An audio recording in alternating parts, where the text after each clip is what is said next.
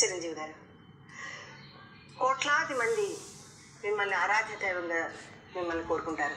మరి మీరు ఎవరిని ఆరాధిస్తుంటారు? ఎవరు మిమ్మల్ని మీరు ఫ్యాన్ అనేది ఒకసారి తెలుసుకుందాం.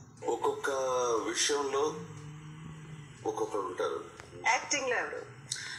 యాక్టింగ్లో ఎస్వి రంగారావు గారు, సావిత్రి గారు, ఇలాంటి వాళ్ళని చూస్తుంటే అసలు నటన అది అలవోకగా కేక్ వాక్లా చేస్తారు. అది చూస్తుంటే మాత్రం చాలా ఇదిగా ఉంటుంది, గర్వంగా ఉంటుంది, అండ్ ఎంతో ఇన్స్పైరింగ్గా ఉంటుంది వాళ్ళని చూస్తుంటే. జీవితంలో ఇన్స్పైర్ చేసేటారు. అండ్ మదర్ తెరీసా అన్నది అసలు జీవితాంశం. మదర్ తెరీసా మహాతల్లి ఆవిడ. గాంధీ గారి గురించి విన్నవి చదివి తెలుస్తుంటే మహాత్మా గాంధీ అదొక స్ఫూర్తి. చిన్న విషయాలకు వచ్చేసరికి నటన సంబంధించి నేను అలవర్చడం అంటే కన్నడ రాజకుమార్.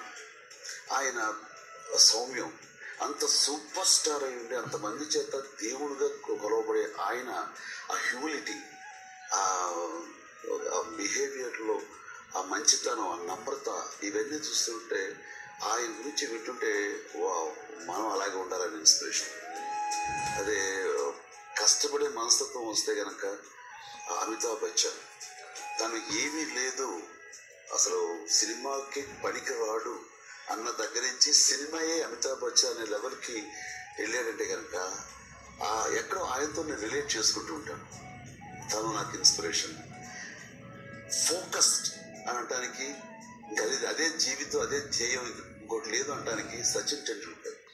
ఈ రోజు కూడా అసలు అతను కష్టపడే మనస్తత్వంలో కానివ్వండి, అదే దైవం అనుకోవడంలో ఉండే తత్వం ఎవరికైనా ఉండటం అనేది ఎగ్జాక్ట్లీ లైఫ్ అన్నది నిత్య విద్యార్థిలాగా ఉండటం అన్నది నిజమైనటువంటి జీవితానికి అర్థం తప్ప అచీవ్ చేశారు ఒక హైట్ స్కేల్ అనుకోవటం అన్నది అది అది అమెచ్యూరిటీ.